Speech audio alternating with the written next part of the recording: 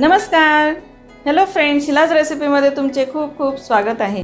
आज आपली रेसिपी नाही आहे, पण आपण रेसिपीद्वारे आज आपण दाखवणार आहे की चंपाषष्ठीला कोणता नैवेद्य दाखवतात, तो कसा तयार करतात आणि तो कोणता, तर ते आता आपण ह्या व्हिडिओद्वारे बघणार आहे। तर ह्या ठिकाणी तुम्हाला समोर जी माहिती दिसते ती तुम्ही आधी वाचून घ्या। व्हिडिओ तर मी दाखवणारच आहे, पण ही व्हिडिओ स्टॉप करून तुम्ही ही माहिती पूर्ण वाचा, म्हणजे तुम्हाला लवकर कळेल।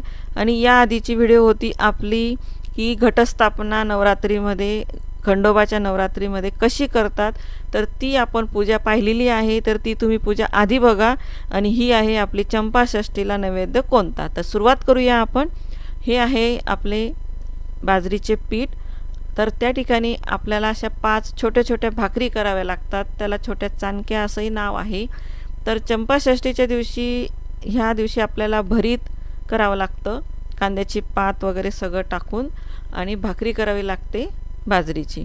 तर ती आता आपण कशी केलेली आहे आणि कोणत्या साईजची केलेली ती आता आपण बघूया।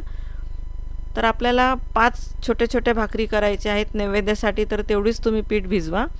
तर हे छोटे छोटे 5 आपण गोळे तयार केलेले आहेत आणि अशा प्रकारे छोट्या साईजमध्ये आपल्याला त्या 5 थापून घ्यायचे आहे, जशा तुम्हाला व्हिडिओमध्ये दिसत आहेत।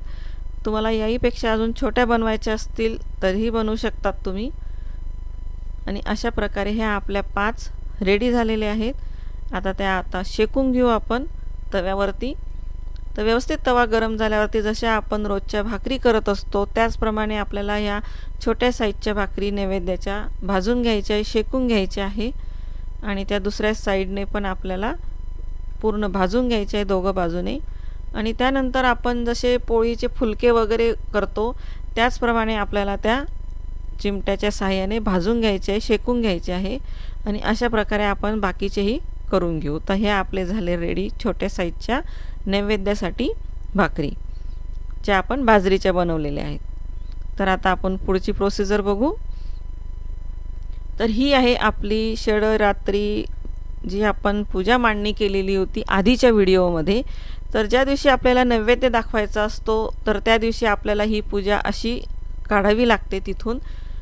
तर आपण ही जी टाक खाली ठेवलेली आहे कळसावरची, जी पूजा आपण आदल्या व्हिडिओमध्ये पाहिलेला आहे, तर जर कोणी पाहिली नसेल तर ती व्हिडिओ तुम्ही नक्की बघा, म्हणजे तुम्हाला समजेल। आपल्या भाकरी रेडी झालेल्या आहे आणि आता आपण ह्या टाकला व्यवस्थित धुवून घेऊ पाण्याने, आणि धुतल्यानंतर आपण पुढची पूजा करू। जी पूजा आपण मांडलेली दिसते आहे तर ती आपली स्थापनेच्या वेळेची आहे, जी रोज तुम्ही दोघं टाईम पूजा करून ती आपण 6 दिवस ती पूजा केलेली आहे त्या पूजेची। आणि त्यानंतर आपण चंपाषष्ठीला हा नैवेद्य दाखवणार आहोत, तर ती व्हिडिओ मी आता तुम्हाला दाखवते की कशी करायची असते ती पूजा। तर आपण ही टाक धुवून त्याला साफ कापडाने पुसून घ्यायचं आणि त्याच पानावर ठेवायचं आहे। आणि ती आधीची जी आपण पूजा मांडणी केली होती ती व्यवस्थित सर्व काढून, आणि त्यानंतर आता तुम्हाला दिसेलच ही अशा प्रकारे ठेवायची आहे। आणि हे ताट आपल्याला पुढे ठेवायचे जिथं आपण कळस ठेवलेला होता। आणि त्यानंतर आपण पूजा करायची आहे हळद अक्षता वाहून।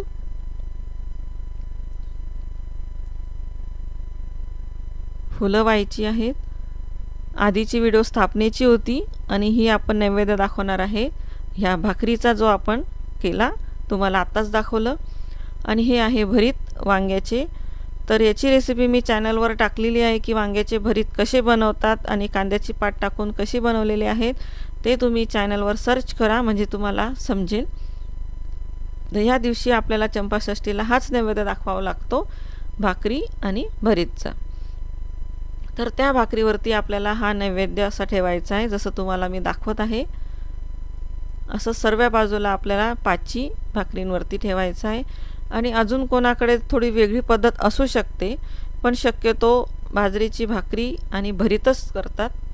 त्यानंतर आपण जे पूजेच्या स्थापनेच्या वेळी जे खोबरं ठेवलेलं होतं, गूळ ठेवलेला होता आणि भंडारा म्हणून जी हळद आपण ठेवलेली होती, तर त्यामध्येच आपण त्याच खोबऱ्याचे तुकडे करायचे आहेत छोटे छोटे, की जे आता आपल्याला पुढे कसे आपण वापरलेले आहेत पूजेच्या वेळी ते तुम्हाला दिसेलच। तर तेच तुकडे आपण प्रसाद म्हणून त्याचे तुकडे करायचे आणि जो भंडारा म्हणून आपण हळद घेतलेली आहे त्यामध्ये व्यवस्थित मिक्स करायचे। या पूजेला हळदीला खूप मान आहे. जर तुमच्यापैकी कोणी किंवा जेजुरीला गेलेले असणार तिथं तुम्हाला दिसलंच असेल की पहिल्या पायरीपासून तर शेवटपर्यंत आपल्याला हेच दिसतं. एकदम म्हणतात त्याला सोन्याची जेजुरी. तर ही आहे आपली भंडाऱ्यामध्ये आपण केलेले तुकडे खोबऱ्याचे. आता आपण पुढची पूजा बघू.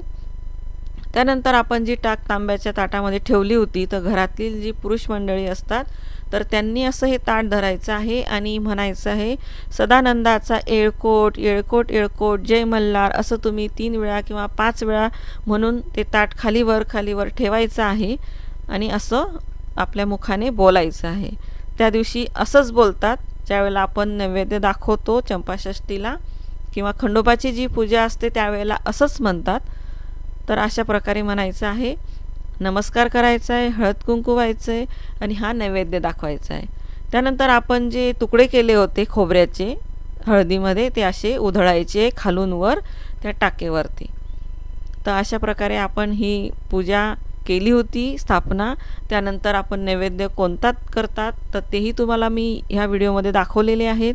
आणि शिलाज आर्ट आणि शिलाज रेसिपी या दोघी चॅनलवरती मी पूजा आणि नैवेद्य कोणता असावा हे दाखवलेलं आहे.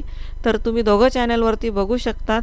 आणि तुम्हाला ही चंपाषष्ठीच्या दिवशी आपण कोणता नैवेद्य दाखवावा किंवा कशी पूजा करायची किंवा कोणता करतात आणि कसा करतात ही व्हिडिओ आपण दाखवलेली ह्या व्हिडिओमध्ये. तर तुम्हाला ही आजची व्हिडिओ आवडली असेल तर मला कमेंट बॉक्समध्ये नक्की सांगा. आणि ज्यांनी अजून माझ्या चॅनलला सबस्क्राईब केलं नसेल त्यांनी सबस्क्राईब करा, लाईक करा, शेअर करा. धन्यवाद.